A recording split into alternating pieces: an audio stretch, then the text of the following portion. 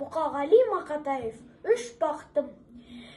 Ең бірінші бақтым халқым менің. Соған берем ойымның алтын кенін.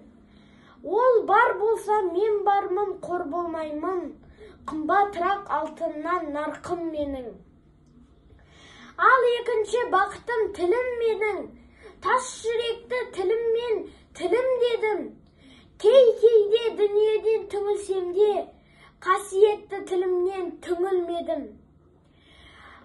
Бақтым бар үшінші отан деген, Құдай деген кім десе отан дерем. Оты сөнген жалғанда жан барсың ба, ойланбай-ақ келдағы отал менен.